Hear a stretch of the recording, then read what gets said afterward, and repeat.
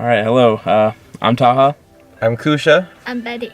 and we're going to talk about ethics regarding toll lanes, like fast pass and stuff. And Lexus Lanes. That Lexus Lanes, as talked about in the book. So yeah, pretty much, personally, I guess we can start off with talking about our own take on the topic.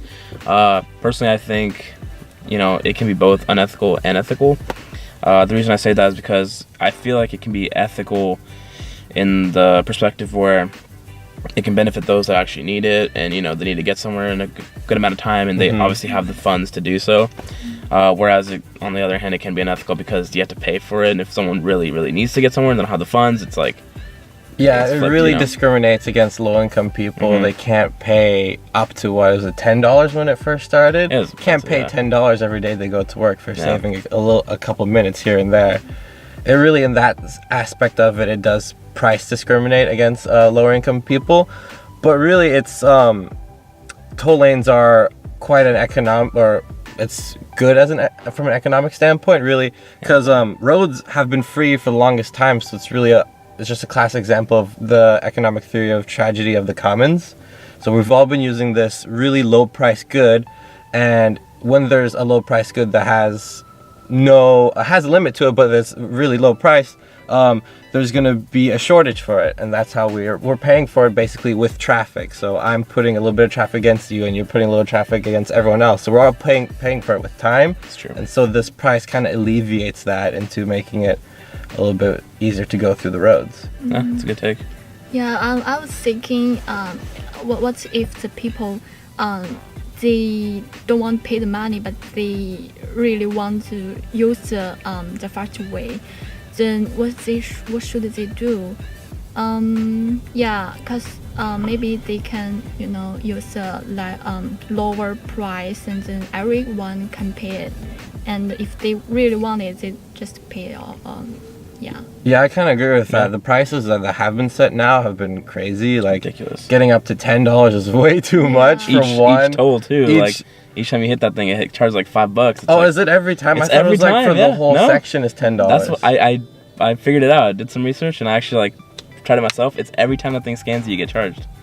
Oh. Yeah, it's steep. I used it once. I get charged $20. I'm like, it says 75 cents, but apparently, and if you don't have a good to go pass, you get charged $2 extra. It's a $2 mailing fee. I had to do that once in emergency. I was like, it's really pricey. Really? It gets up there, yeah.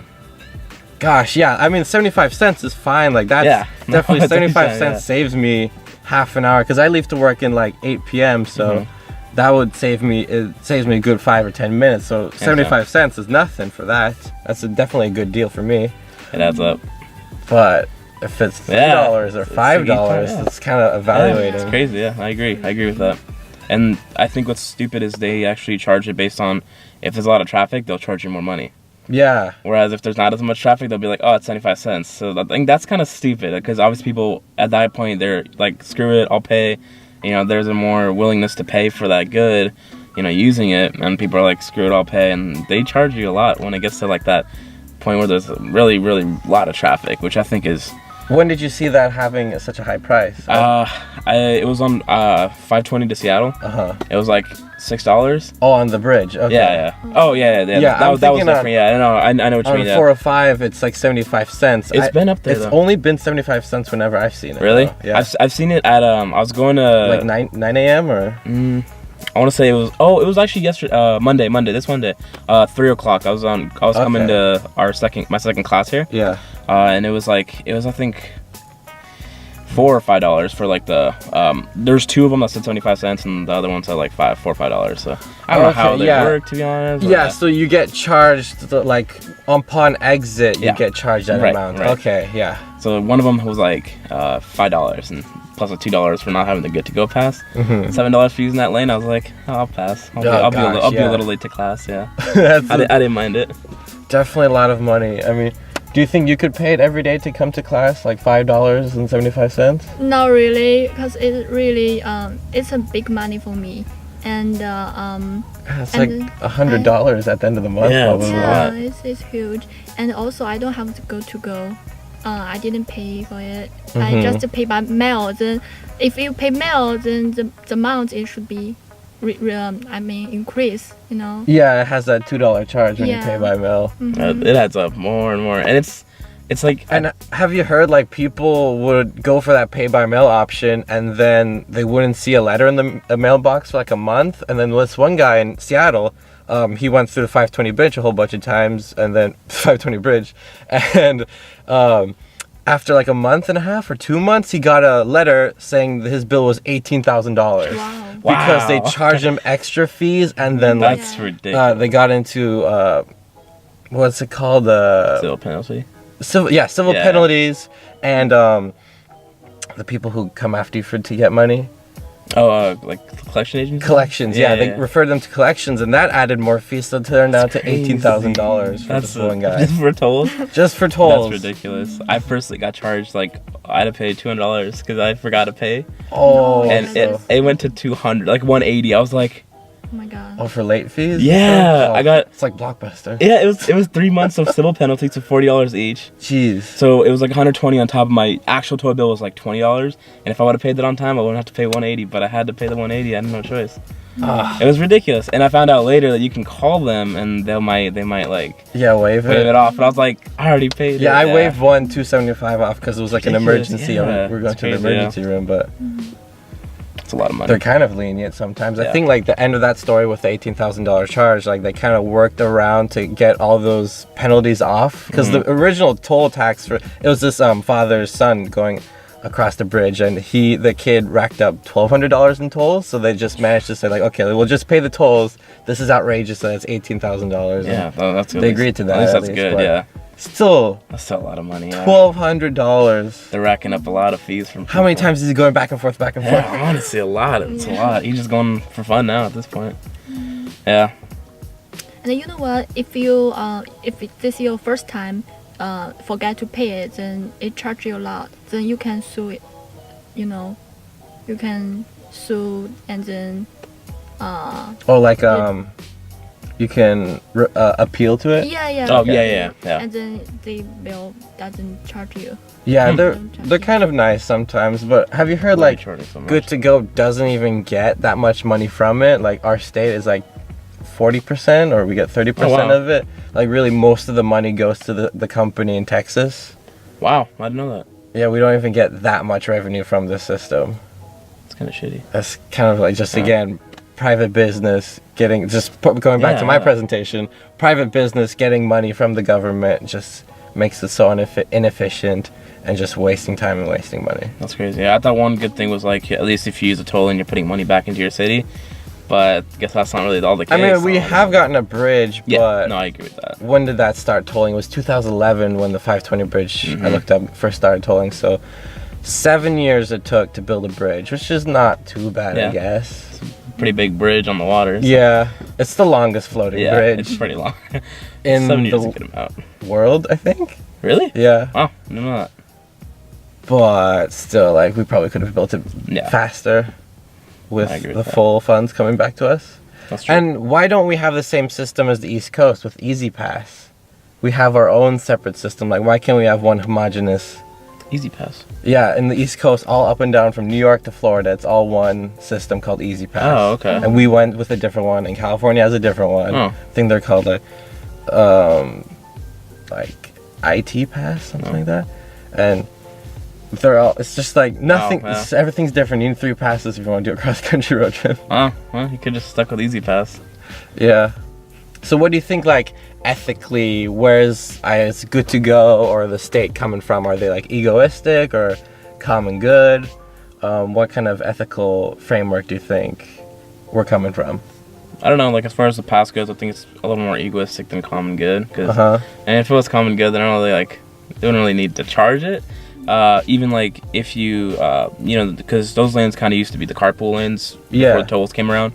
And now it's like, instead of 2 people carpool, you have to have 3 people, and you have to have a flex pass to even go for free. So I feel like, if it was more common good, they wouldn't charge you. If you had like people in the car, it'd be like, oh, it's just a carpool, it's fine, it's free. Whereas now it's like, even if you're a carpool, you need a little more extra things in there to qualify for a free, toll. Yeah, and you can't even get a flex pass for just having for HOV. You have to pay $30 into it to buy the pass, load the money into there, and then switch it off. Yeah, and you have to switch it off. If you don't do that, you pay. It's like, it's crazy. So definitely, it has been a burden. Like, my father moved from New Jersey to Washington State because he said one of the most important reasons was that our roads don't have tolls and the speed limits are 60 miles an hour. And this is such a big thing to him that he doesn't use Good to Go at all. But really, I kind of think of it like going back to like an economic standpoint of this being a free good and it's now having a shortage because so many people are using it. It's kind of a common good. It's just like a reality of living in Seattle in 2017. How many people have moved here in the past 10 years has been insane. Like, I remember back in the good old days, I remember like 2003 or kindergarten or first grade, it was just empty, no traffic. I've never seen traffic ever. But now it's just a part of my life. That might be just me driving to work now instead of just going to school every day, but I see a lot more people, a lot more traffic in like the mall or anywhere. So it's really just something we have to live with in order to alleviate that road, because we can't build a double-decker highway or anything like that. We can't double our lanes to be like, what is it, like in Burma they have 12-lane highways on each side. Wow. They're just expecting like, we're gonna get that, we're gonna get those people coming in. That's huge. Really, like, I guess going back, I think it's kind of a common good approach right now. It's nothing too unethical. If they don't get too outrageous with the prices, that's true. It's fine. And adding on to that, actually, I just realized I took a trip down to Chicago once. Chicago, and we drove from Chicago all the way up to like, I think it was Toronto in Canada. So it's a pretty big drive. But passing through like Chicago and all there, they have so many toll lanes, like just for using the Illinois freeways, like turnpike, stuff like that. And it was just not even like using a fast lane, using the highways in general. Yeah, it's a turnpike. Like, I was like, that's crazy. Turnpike. I didn't even know that was a thing. And like here, we can use it for free. There, you have to pay just to use the highways. And I was like, that's crazy. It's they have like normal highways and they have like a specific turnpike that really like they use. Like I remember in one math class that like we learned an algebraic equation that the New Jersey Turnpike used to track down people speeding, because if you entered at one point you got a ticket, and if you left at where your work is at the other point, and then they did the algebra like, hey, you made it here too fast, they charge you for a speeding fine. Like, you went 80 miles an hour on average based on our math. Give us more money. That's ridiculous. I didn't know that was a thing. But yeah, turnpikes, thankfully we don't have it here. It might be a reality soon. 405 could be a turnpike. It's true. Hopefully not. I think they're gonna make right now we're just like testing it with the HOV lanes. That's kind of like a compromise, but I see a turnpike could easily come from 405. Hopefully not too. I think we think it's unethical or ethical. It's both way, but compare other country like my country, China, then we must pay every, in between every province. Then when you from one province to another province, then you must pay because it has a station in the highway, and then you must pay. You have no choice. Yeah, the little toll booths. Yeah. I've seen that in Europe. That's cool. China has that too. So is it like every so often, or is it when you leave, where you enter the highway, and then you grab a ticket, and then like when you exit it, there's like a toll booth, or is it every so often there's another toll booth? Every so often. Okay, that's interesting. I know that. Yeah, but in here you can choose not pay it, right? I think it's good. Do you remember how much it was equivalent? How much the tolls were? Like equivalent, or? If transport USD, then it should be $10 to $20. $10 to $20. Wow. So that's like provinces, I guess, is like a little bit larger than a county. Like a border, I mean, provinces. How many provinces are there in China? Like. Like quick geography. But I mean, it's larger than our counties, but not too much. Not too much smaller than our state. So if you're going through a state, I guess $10 or $20 is fine. Also, we don't have like charges for going to like Oregon or to No, yeah. Even crossing the border to Canada, there's no charge, you know? I remember we were driving through France with my family, and we had we drove through Italy actually one day. So we started on one part of the highway, and then at the end of the country, we had to pay like almost $60 in tolls to use the Autostrada, Jeez. which is in Germany, or in Italy. That's a lot of money. That's a lot of money. Yeah, basically driving through a country, but they're like, okay, give us a lot of euros. Yeah, they try to implement the same thing in our hometown in Pakistan, but it doesn't really work. They have people at those stations like for tolls and stuff. They're like sleeping half the time. Oh no! It's like it's a really they tried and it's like that's not happening. But yeah, it's funny. It's funny every time I go there. You just see them like little security patrol station and sitting there ready for people to come by, and no one really cares about them. All right, so. A specific call to action for this problem. How should it be done differently? What do you think, Taha? Yeah, personally, I feel instead of charging for more money if it's more traffic, like right now, if the traffic's more heavy, they'll charge more to use it because people have a more willingness to pay. Mm-hmm. It should be more a flat fee, like hey, if you want to use it, it's $1, and then obviously on top of that, add the $2 for mailing fees or good to go pass issues. Good to go pass. Still keeping that. Yeah. Would it be priced on every exit, or is it just like for the whole way $1? So, honestly, like how it is now. Yeah. So I feel like it should be. They should change it from a per exit approach to a one way. Because for a lot of people, it is confusing. Personally, me, I had no clue until I got. Are you sure though? Because I always understood when you entered and then you paid upon exit, and it's dependent on which exit you take. So if you go all the way, you pay the $5, and then there's might be a variable price if you leave from Bellevue. It's just $3.75. That could be. I don't know. I'm not sure. I think that's how it works. All I know is I just saw the numbers and I thought it was 75 cents. I got a bill. It was like 20. I'm like, I thought it was 75 cents. But yeah, honestly, it could be that. I have no idea. But regardless, I think they should just charge a one-time flat fee, not like variable fees, I guess, based on people's willingness to pay. I think they should eliminate the good-to-go requirement for HOV people. Yeah. Just go back to having a police looking at it to, get a huge surcharge if someone's without a good-to-go pass with one person in. Really, it's a huge inconvenience if someone's, like a family's only going to use the HOV lanes. As an HOV car for a weekend, they should not have a good to go pass. Right. They should just be able to use it. Yeah. I mean, it's like that on Saturdays, I guess. It says open to all. On weekends and late at night, after 9 or something, it's open all too. Open to everybody without a pass. Actually, I think it's even starting at 8 because when I come back from my class here. Yeah, I think it's 5 a.m. to 7 p.m. 5 a.m. to 7 p.m. when the tolls are. So but they should have. If you're HOV, you don't need a good to go pass at all times. I agree with that one. Yeah. And then also we can go have a couple with 4 people especially in school, we can we can set in class hey, do you need a couple to Belleville or Seattle, and then you guys make a group, then every 4 people in a car. Yeah, that's interesting. Yeah, you could definitely with with the school or chat programs really make a carpooling system that would be easier for students. Mm-hmm. That's an interesting way to think about it. That's not bad. Mm-hmm. But as far as pricing, do you think it's how it's structured right now is okay, or do you think they should change the pricing approach?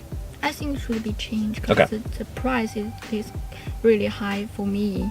Yeah, I agree with that. Okay, yeah, so pricing, I guess, is too high now. That should be lowered or kept at a flat fee. Yeah.